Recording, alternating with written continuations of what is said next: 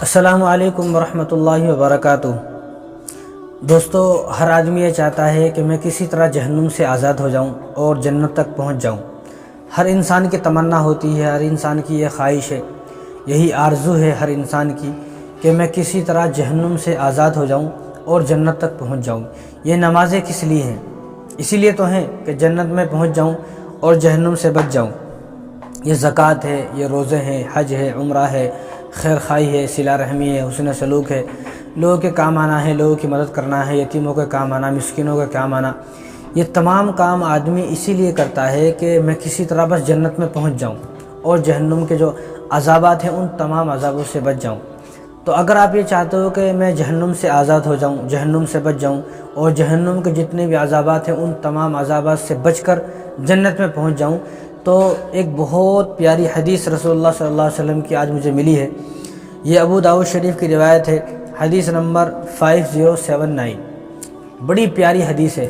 اگر آپ یہ ایک کام کرتے ہو، اللہ تبارک و تعالیٰ خود اس آدمی کو جہنم سے آزاد فرما دیتے ہیں۔ اللہ تعالیٰ خود لکھ دیتے ہیں کہ یہ آدمی جہنم سے آزاد ہے۔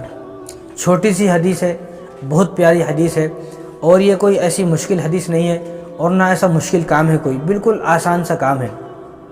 یہ آپ کریں گے تو آپ جہنم سے آزاد ہو جاؤ گے اور جنت میں بالکل 100% آپ جنت میں پہنچ گئے۔ کیوں؟ کیونکہ یہ میری بات نہیں ہے، نہ کسی MLA صاحب کی بات ہے، نہ کسی PM CM کی بات ہے، یہ نہ کسی امیر آدمی کی بات ہے، نہ غریب آدمی کی بات ہے۔ یہ کوئی ایسی مشکل حدیث نہیں ہے جس کو آدمی یاد نہیں کر سکتا ہے۔ یہ چھوٹا سا جملہ ہے، لیکن اس چھوٹے سے جملے کو پڑھنے کا کتنا بڑا فائدہ ہے کہ اللہ تبارک و تعالیٰ نے اس آدمی کو جہنم سے ہی آزاد فرما دیا۔ اب ہر آدمی چاہتا ہے کہ میں جہنم سے کسی طرح آزاد ہو جاؤں، تو آپ کو نسخہ مل گیا، تو آپ کو وظیفہ مل گیا، تو آپ کو ایسا ایک جملہ مل گیا کہ جس جملے کی وجہ سے آپ جہنم سے آزاد ہو سکتے ہو۔ وہ جملہ کیا ہے؟ رسول اللہ صلی اللہ علیہ وسلم نے ارشاد فرمایا کہ مغرب کی نماز کے بعد جو شخص مغرب کی نماز ادا کرے، مغرب کی نماز پڑھے اور مغرب کی نماز کے بعد 7 مرتبہ اس دعا کو پڑھے، صرف 7 مرتبہ، بالکل چھوٹی سی دعا ہے۔ دعا کیا ہے؟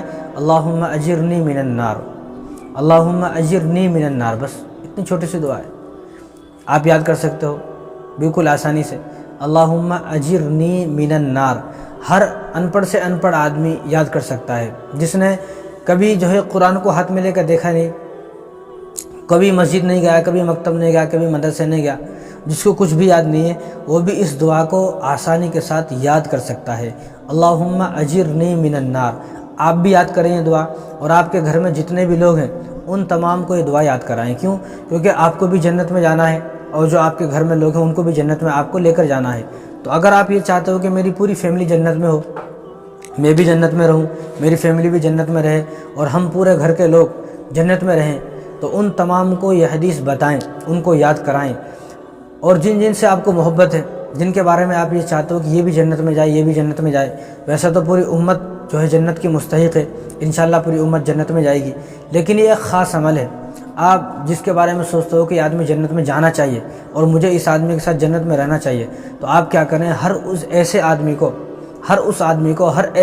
کو یہ حدیث آپ یاد کرانا آپ کی ذمہ داری ہے۔ حدیث کیا ہے؟ اللہم اجرنی من النار، صرف اتنا۔ مغرب کی نماز جس نے ادا کی اور مغرب کی نماز کے بعد 7 مرتبہ دعا پڑھی، اور پھر صبح فجر کی نماز پڑھے اور فجر کی نماز کے بعد 7 مرتبہ یہی دعا پڑھے، اللہم اجرنی من النار۔ فجر کی نماز پڑھے، اس کے بعد 7 مرتبہ دعا پڑھ لیے، مغرب کی نماز پڑھے اور مغرب کی نماز کے بعد 7 مرتبہ اس دعا کو پڑھ لیے، تو رسول اللہ صلی اللہ علیہ وسلم نے ارشاد فرمایا کہ فجر سے لے کر مغرب تک اگر اس آدمی کی وفات ہوتی ہے تو اللہ تبارک و تعالیٰ نے اس دعا کے پڑھنے کے بعد اس آدمی کو جہنم سے آزاد فرما دیا، یعنی اللہ نے خود لکھ دیا خود کہ یہ آدمی جہنم سے آزاد ہے۔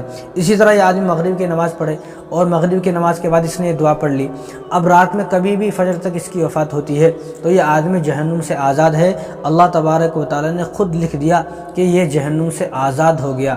اب اللہ تبارک و تعالیٰ نے جس بات کو لکھ دیا وہ بات غلط کیسے ہو سکتی ہے؟ اور رسول اللہ صلی اللہ علیہ وسلم نے جو بات ارشاد فرمائی ہے وہ بات کیسے غلط ہو سکتی ہے؟ وہ تو ہرگز غلط نہیں ہو سکتی۔ تو جو آدمی فجر کی نماز کے بعد 7 مرتبہ اللہم اجرنی من النار پڑھے گا، یا مغرب کی نماز کے بعد 7 مرتبہ اللہم اجرنی من النار پڑھے گا، تو اللہ تبارک و تعالی ہر ایسے مسلمان کو جہنم سے آزاد فرما دیتے ہیں کہ وہ آدمی جنت مرنے کے بعد، وہ آدمی جو ہے اس دعا کو پڑھنے کے بعد اگر اس کی وفات ہو جاتی ہے، انتقال ہو جاتا ہے، تو وفات کے فوراً بعد وہ آدمی جنت میں جائے گا۔ کتنی خوبصورت بات ہے، کتنی خوبصورت حدیث ہے۔ تو اس حدیث کو آپ بھی یاد کریں، لیکن شرط یہ ہے کہ ایسا آدمی نماز پڑھے۔ ایسا نہیں کہ صبح میں فجر میں 8 بجے اٹھا سو کر اور پھر پڑھ لیا، اور مغرب پڑھا نہیں اور بغیر نماز کے پڑھ لیا اور یہ سوچے میں جہنم سے آزاد، ایسا نہیں ہے، بلکہ اس حدیث میں نماز کی قید ہے۔